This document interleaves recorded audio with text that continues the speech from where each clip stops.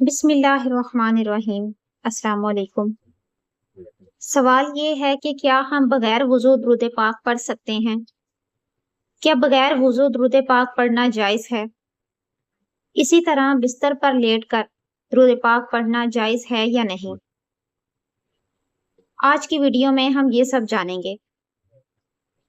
जुमा के दिन दुरूद पाक पढ़ना आप बिल्कुल ना भूलें, क्योंकि जुमा के दिन दुरूद पाक पढ़ने के जो फ़ज़ाइल हैं, जो फ़वाइद हैं, ये जानकर आप हैरान हो जाएंगे।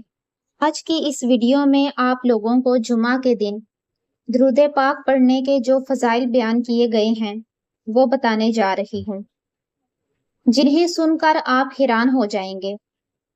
जुमा के दिन दुरूद पाक पढ़ने के इतने बड़े बड़े फ़वाइद हैं, इतनी ज़्यादा फजीलत है, इतना ज़्यादा अजर व सवाब है। मुझे उम्मीद है कि अगर आप ये वीडियो मुकम्मल देख लेते हैं तो जुम्मा के दिन दुरूद पाक पढ़ने का आप मामूल बना लेंगे, क्योंकि फ़वाइद ही इतने बड़े हैं, इतनी ज़्यादा फजीलत है, इतना ज़्यादा अजर व सवाब है कि आप इसका मामूल बना लेंगे और दुरूद पाक पढ़ना बिल्कुल नहीं भूलेंगे। आइए जानते हैं कि दुरूद पाक पढ़ने के क्या फ़ज़ाइल हैं, क्या फ़वाइद हैं। हज़रत अली अल-मुर्तज़ा रज़ी अल्लाह ताला अन्हो से रिवायत है कि नबी करीम सल्लल्लाहु अलैहि वसल्लम ने इरशाद फरमाया, जो शख्स जुमा के दिन मुझ पर 100 मरतबा दरूद भेजेगा, क़यामत के दिन वो इस हाल में आएगा कि उसके साथ एक ऐसा नूर होगा कि अगर वो नूर तमाम मखलूक में तकसीम कर दिया जाए तो सबके लिए काफ़ी हो जाएगा। नंबर 2, हज़रत अब्दुल्ला बिन मसूद रज़ी अल्लाह ताला अन्हो से रिवायत है कि नबी करीम सल्लल्लाहु ताला अलैहि वसल्लम ने इरशाद फरमाया, क़यामत के दिन मेरे सबसे करीब वो शख्स होगा जो दुनिया में मुझ पर सबसे ज्यादा दरूद भेजता था। यानी क़यामत के दिन वो शख्स इतना करीब होगा जो इस दुनिया में ज्यादा कसरत के साथ दरूद पाक भेजेगा। इसी तरह हजरत अबी अमामा रजी अल्लाह ताला अन्हो से रिवायत है कि नबी करीम सल्लल्लाहु अलैहि वसल्लम ने इरशाद फरमाया, जो शख्स जुम्मा के दिन असर की नमाज के बाद अपनी जगह से उठने से पहले 80 बार ये दरूद पाक पढ़े। वो कौन सा दरूद पाक है? आपको स्क्रीन पर नजर आ रहा है, आप इसका स्क्रीनशॉट ले सकते हैं। फरमाया, इसके 80 साल के गुनाह माफ कर दिए जाएंगे और इसके लिए 80 साल की इबादत का सवाब लिखा जाएगा। इसी तरह हजरत अबू हुरैरा रजी अल्लाह ताला अन्हो से रिवायत है कि नबी करीम अलैहिस्सलाम ने इरशाद फरमाया, जो शख्स जुम्मा के दिन मुझ पर 80 बार दरूद भेजे, अल्लाह ताला उसके 80 साल के गुनाह माफ कर देता है। एक दूसरी हदीस है कि नबी करीम अलैहिस्सलाम ने इरशाद फरमाया, तुम्हारे दिनों में सबसे अफजल जुमा का दिन है, यानी तमाम दिनों का सरदार जुमा का दिन है। इसी दिन हजरत आदम अलैहिस्सलाम को पैदा किया गया, इसी दिन उनका इंतकाल हुआ, इसी दिन सूर फूंका जाएगा और इसी दिन सब बेहोश होंगे। लिहाजा इस दिन मुझ पर कसरत से दरूद भेजा करो, क्योंकि तुम्हारा दरूद मुझ पर पेश किया जाता है। हजरत अली अल-मुर्तज़ा रज़ी अल्लाह ताला अन्हो से रिवायत है कि नबी करीम सल्लल्लाहु ताला अलैहि वसल्लम ने इरशाद फरमाया, जो शख्स जुमा के दिन मुझ पर 100 मरतबा दरूद भेजेगा, क़यामत के दिन वो इस हाल में आएगा कि उसके चेहरे पर नूर होगा। लोग कहेंगे कि ये कौन है?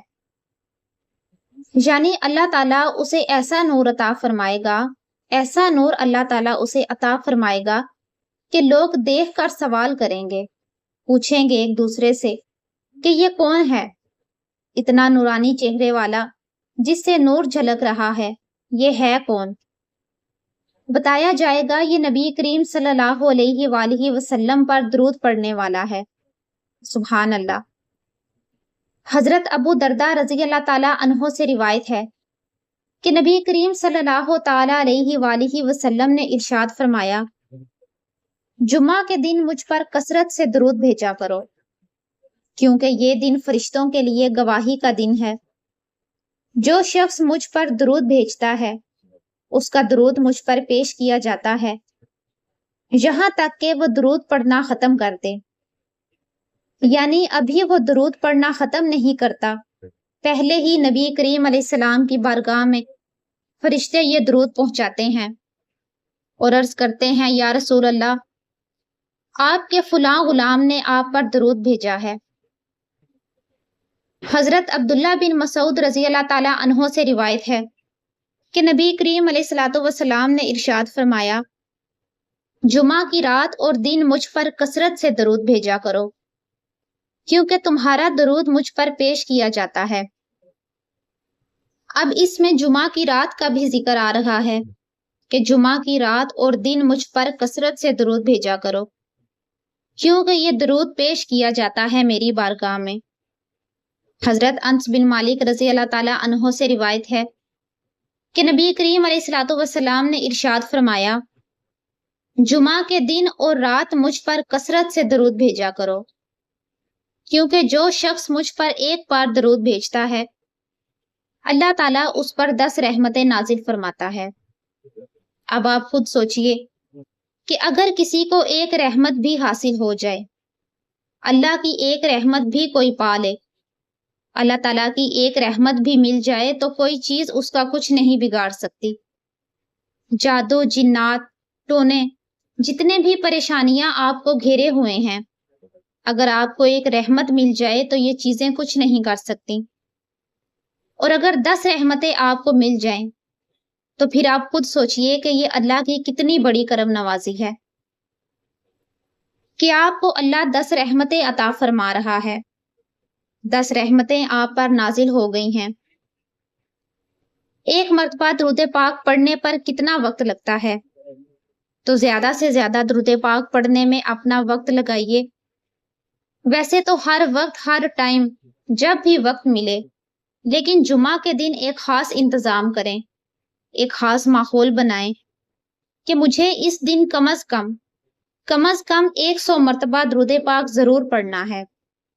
اور اس کے کیا فوائد ہیں، اس کی فضیلت کیا ہے، یہ میں نے آپ لوگوں کے سامنے چند احادیث بیان کی ہیں۔ ویسے تو کتب احادیث میں اس کے بہت ساری بے شمار احادیث ہیں، لیکن چند احادیث کی اتنی زیادہ فضیلت ہے۔ اب سوال یہ ہے کہ کیا بغیر وضو درود پاک پڑھنا جائز ہے؟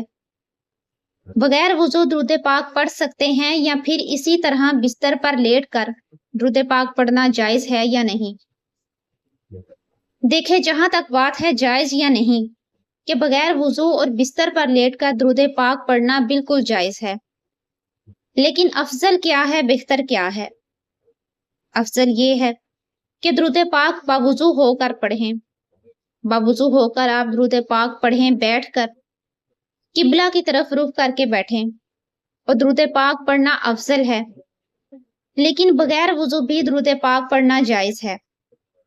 اور اسی طرح بستر پر لیٹ کر اگر آپ درود پاک پڑھنا چاہتے ہیں تو وہ بھی جائز ہے، لیکن اس میں علماء فرماتے ہیں کہ ادب یہ ہے کہ جب آپ بستر پر لیٹ کر درود پاک پڑھیں تو آپ اپنے پاؤں سمیٹ کر رکھیں، اپنے پاؤں سمیٹ لیں، اس کے بعد درود پاک پڑھیں، کہ یہ ادب کا تقاضا ہے۔